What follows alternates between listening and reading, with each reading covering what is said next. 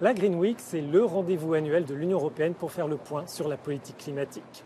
Cette semaine de rencontres et de débats se déroule cette année dans une atmosphère d'interrogation, voire de remise en cause des objectifs environnementaux. Pour évoquer ces défis, pour tirer un bilan, retrouvons le commissaire européen en charge de l'environnement, Virginijus Sinkevicius. Monsieur le commissaire Sinkevicius, bienvenue et merci. La priorité donnée à l'environnement semble passer au second plan quand on entend le président français ou le Premier ministre belge parler d'une pause réglementaire. Je pense que le président français, si vous écoutez l'ensemble de son discours, a tenu un très bon discours et il n'avait pas vraiment l'intention d'aller à l'encontre des propositions actuelles qui ont déjà été présentées. Il s'agit plutôt de maintenir une approche équilibrée et de veiller à ce que la compétitivité de nos entreprises soit une priorité. Et je ne peux que réaffirmer la position qui est celle de la Commission depuis le tout début, à savoir que le pacte vert ne peut être mis en œuvre sans l'adhésion de tous. Mais nous ne devons pas oublier que conclure un traité de paix est impossible en ce qui concerne le changement climatique ou la perte de biodiversité. Ces crises et leurs conséquences pèsent déjà lourdement sur nos vies, au niveau de l'insécurité alimentaire, des inondations ou des sécheresses, qui non seulement détruisent des moyens de subsistance pour les citoyens européens, mais coûtent aussi des vies humaines.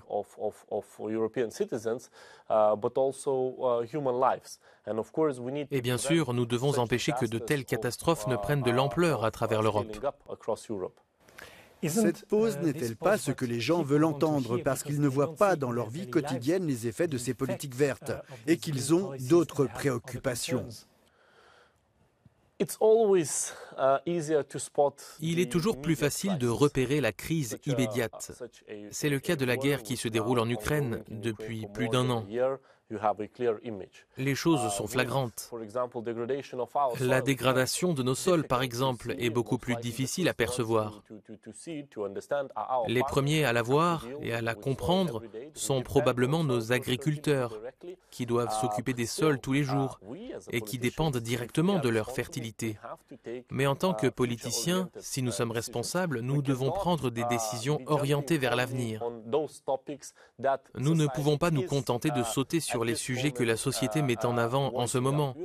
Vous savez, si on revient à 2019, tous les partis politiques étaient alors dans la course du pacte vert et tentaient d'être plus ambitieux que les autres. Aujourd'hui, ces prises de position se font plus discrètes. Mais la crise climatique, la perte de biodiversité ou les pressions de la pollution n'ont pas disparu.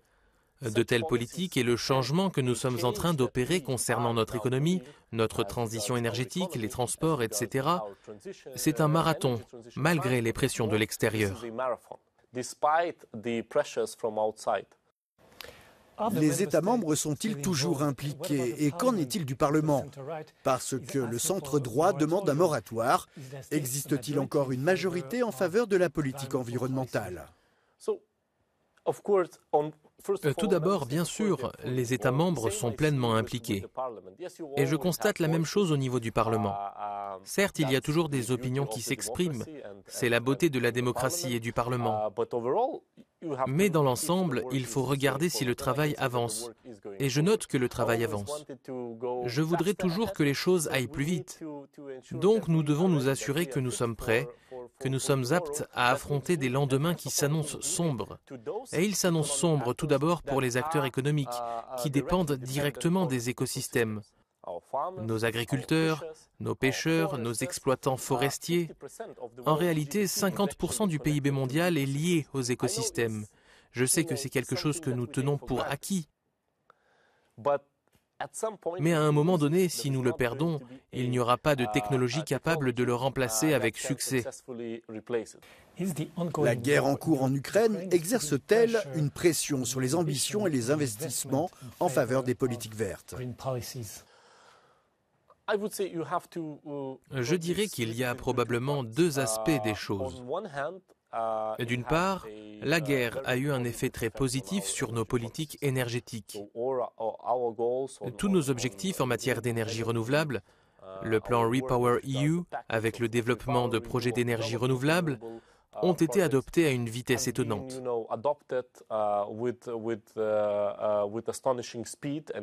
Cela a bien montré que l'incertitude et la hausse des prix de l'énergie nous ont poussés à chercher des alternatives, nous permettant de ne pas dépendre de régimes incertains et non démocratiques.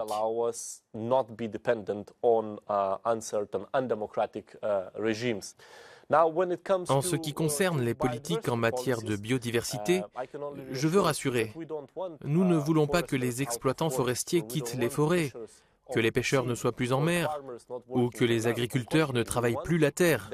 Au contraire, nous voulons qu'ils continuent à le faire pendant de nombreuses années d'une manière qui soit profitable pour eux, qui soit rentable et qui ne nuise pas à l'écosystème. Et ce, pour que nous garantissions la durabilité à long terme. Tous les textes seront-ils conclus avant la fin du mandat?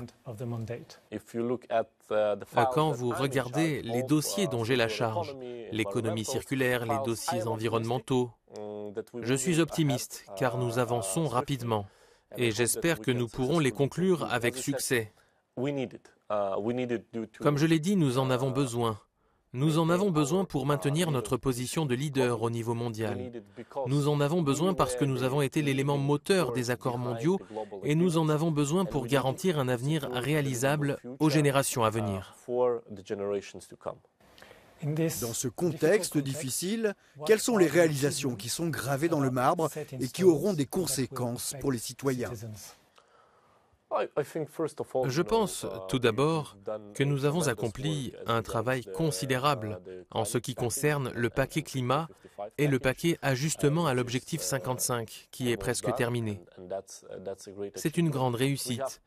Nous avons déjà présenté toutes les politiques essentielles pour l'économie circulaire, pour passer d'un modèle linéaire à un modèle plus circulaire.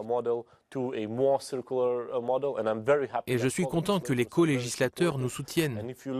Et quand vous regardez la politique des produits, après ce mandat, elle sera méconnaissable, compte tenu de tous les changements que nous avons proposés. Et j'en suis très fier. Je suis content que nous ayons réussi à conclure rapidement notre dossier sur les batteries. On voit que la production de batteries sera multipliée par 14 d'ici à 2030. Il y a donc un certain nombre de grandes réalisations. Mais comme je l'ai dit, concernant le pacte vert, il s'agit d'un changement horizontal complexe. Il ne s'agit pas d'une initiative unique que l'on peut qualifier de pacte vert. Et il nous reste beaucoup de travail à accomplir. Merci, Monsieur le Commissaire Sinkevicius. Thank you for having me.